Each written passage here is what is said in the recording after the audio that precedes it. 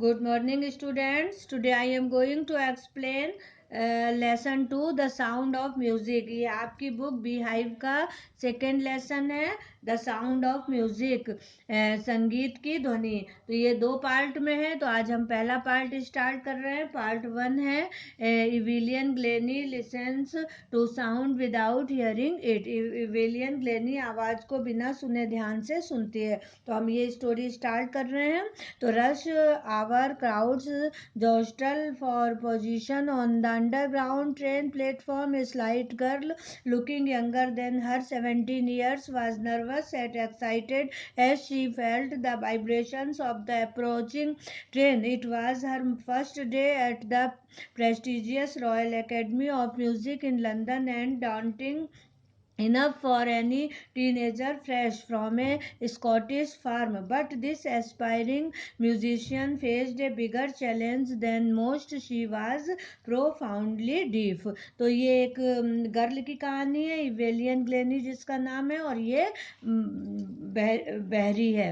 तो इसका है, भीड़ वाले समय की भीड़ ने भूमिगत रेलवे प्लेटफॉर्म पर स्थान पाने के लिए धक्के मारे। लगभग 17 वर्ष की छोटी सी लड़की निराश किंतु उत्साह से भरपूर थी जबकि वह आती ट्रेन के कंपन को महसूस कर रही थी। यह उसका लंदन की प्रतिष्ठित रॉयल अकादमी में पहला दिन था और वह स्कॉटलैंड के फार्म से किसी किशोरी के लिए काफी संघर्ष भरा था। किंतु यह महत्वाकांक्षी संगीतकार एक बहुत बड़ी चुनौती की बात थी और वह बहुत ज्यादा बहरी थी। Evelyn Glennie's loss of hearing had been gradual. Her mother remembers noticing something was wrong when the 8 years old Evelyn was waiting to play the piano. They called her name and she didn't move. I suddenly realized she hadn't heard, says Isabel Glennie. Evelyn Glennie की सुनने की शक्ति में कमी थी। उसकी माँ याद करती हैं कि जब वह इवेलियन 8 वर्ष की थी तो वह पियानो बजाने की प्रतीक्षा कर रही थी। उसे लगा कि कहीं कुछ गड़बड़ है। उन्होंने जब इवेलियन का नाम पुकारा तो वह हिली नहीं। तब मैंने अचानक महसूस किया कि उसे सुनाई नहीं दिया, इसाबेल ग्लेनी कहती हैं। For quite a while, Evelyn managed to conceal her growing deafness from friends and teachers, but by the time she was 11, her marks had deteriorated, and her headmistress urged her parents to take her to a specialist.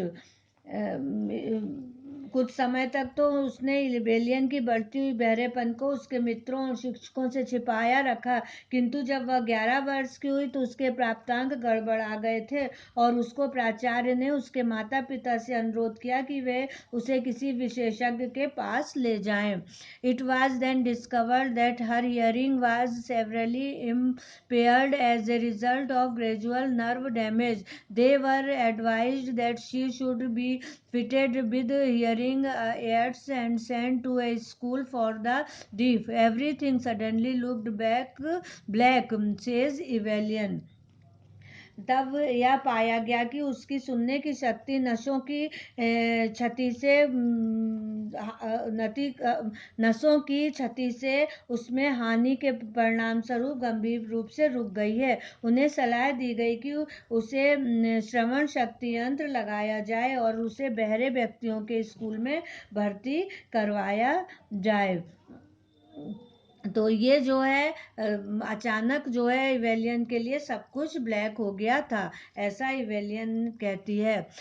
But Evelyn was not going to give up. She was determined to lead a normal life and pursue her interest in music. One day she noticed a girl playing a xylophone and decided that she wanted to play it too. किंतु इवेलियन इसे छोड़ना नहीं चाहती थी। उसने एक सामान्य जीवन जीने का और अपने संगीत में दिलचस्पी से आगे बढ़ने का दृढ़ निश्चय किया। एक दिन उसने एक लड़के को जल तरंग बजाते पाया और निश्चय किया कि वह भी इसे बजाएगी। Most of the teachers discouraged her, but percussionist Ron Forbes spotted her potential. He began by tuning two large drums to different notes. Don't listen through your ears, he would say. Try to sense it some other way, says Evelyn. Suddenly, I realized I could feel the higher drum from the waist up and the lower one from the waist down. Forbes repeated the exercise, and soon Evelyn discovered that she could sense certain notes in different parts of her body. I had learned to open my mind and body to sounds and vibrations. The rest was sheer determination and hard work. अधिकांश शिक्षकों ने उसे निरुत्साहित किया, परंतु drum बजाने वाले Ron Forbes ने उसकी क्षमता को पहचान लिया। अपने कानों से मत सुनो, उन्होंने कहा, उसे किसी अन्य तरह से महसूस करो। इवेलियन कहती है, अचानक मैंने पाया कि मैं ऊंचाई पर रखे ड्रम को अपनी कमर के ऊपरी भाग में व नीचे भाग के कमर के नीचे भाग में महसूस कर रही हूँ। फोर्ब्स ने इन अभ्यास को पुनः दोहराया और इवेलियन ने पाया कि वह कुछ नोट्स को उनके विभिन्न भागों में महसूस कर रही है। मैंने अपने मस्तिष्क व शरीर के ध्वनि व कंपन को खोलना सीखा। शेष कार्य केवल दृढ़ निश्चय और कठोर परिश्रम करता था। अब इसके आगे हम नेक्स्ट वीडियो में पढ़ेंगे। ओके।